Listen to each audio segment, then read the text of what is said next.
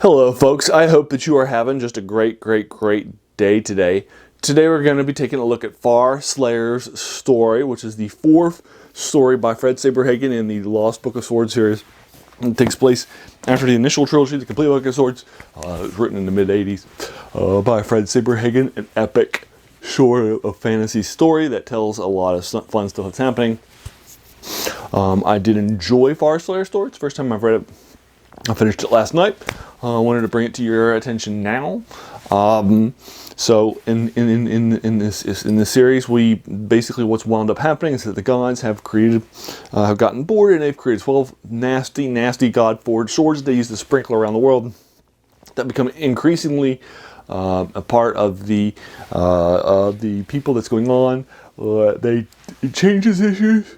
Humans are fighting for them. They will fight for the swords. The swords will come into play against each other and for each other, and it definitely amps up the conflict that's happening for this God-forged quest.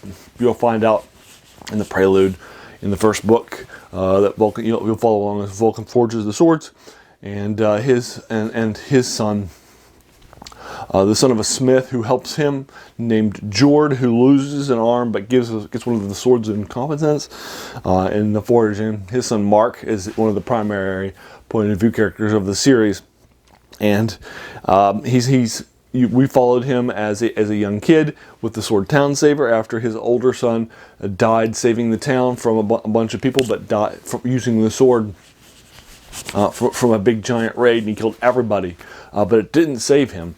So he died too, and so Mark takes the sword and flees in the first chapter of the series, and he will be our main primary point of view character, although there are others like Ben, Nestor in the first book, Sir Andrew, and then you'll also follow along. We'll have some Baron in book 2, Derek in book 3 is introduced, and he's a major character.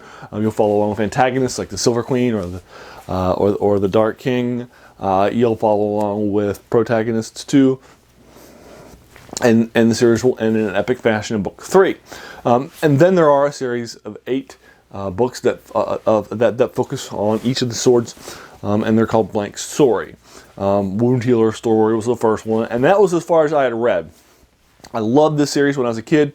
It was the first adult series that I read after J.R. Tolkien's Lord of the Rings. So I loved it. It was very influential on me, and I really enjoyed it. And I read the first 3 books a lot, but I hadn't read them in about 15 years. So I went back to them to see if I still liked them, and I really do. I really loved them.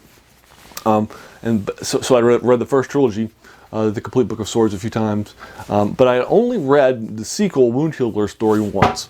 And I'd never read any of the other sequels since then. So now I'm taking a deep dive into it. Now we're taking a look at Farslayer's story, which is the 4th sequel, the 4th Lost Book of Swords.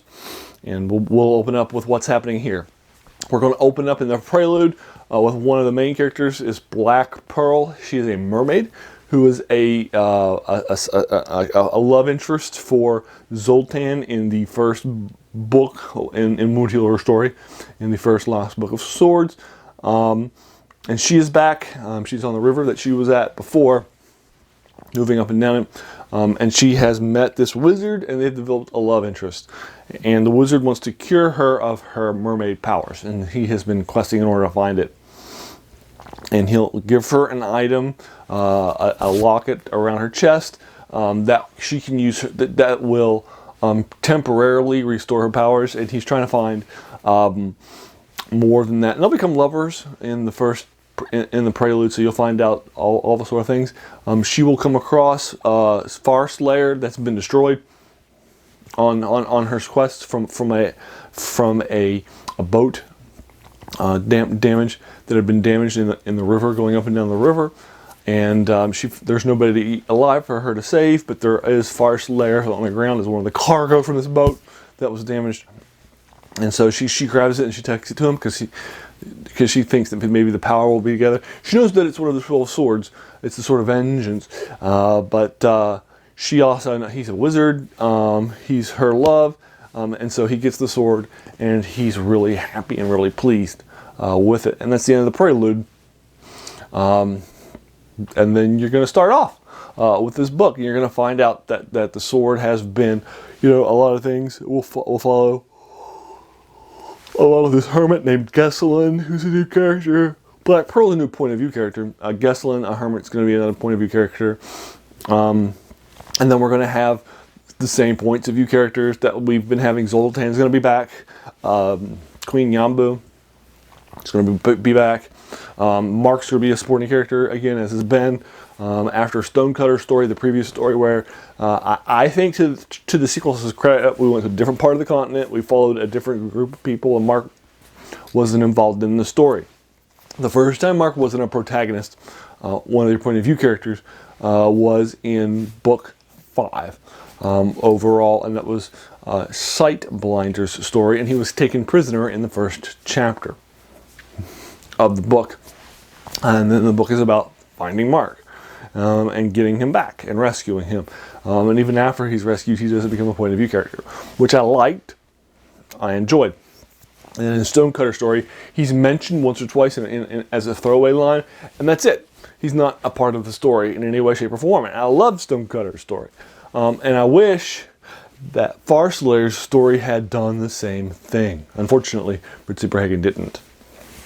I think it goes back to the lower tasks, where once again, the last book even got away from the big bad, who had been confronted in a previous story, and we're getting away from the big bad, and had gone to a different part of the continent, and developed a lot of world building, and a great fun story that was more of a mystery than it was a traditional epic, and I enjoyed it. But apparently that might just be a one-up, because this one got back to the same story. We're back to another servant of the big nasty one. A new bad guy's introduced, where he's a point of view character too. We'll follow along with him, and he'll take over. He's searching for the sword for Farslayer that has been seen here, and so now he's the big bad, and he needs to be confronted and put down. And just like book 4, just like book 5, although in book 5 you confront the big bad himself, but you also deal some of his peons, if you will. And then the same thing is in book 7, and probably the same thing with book 8. I do give this a 7 out of 10. I do think it's worth your time. I did enjoy reading it. And I'm going to read the first few chapters of the next book. Coin Spinner story. If I like it, I'll keep it up. But no promises. I'm not going to make a promise that I'm going to finish the series or anything like that. But there's 4 more books to go. And then I'll finish up the series. So we'll see what winds up happening. But I'll start Coin Spinner story. I did take about 5 or 6 hours for me to knock out this book. It was less than 200 pages long.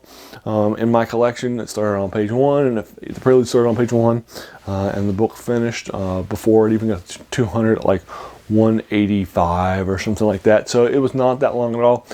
It won't take you that long to read, which is great.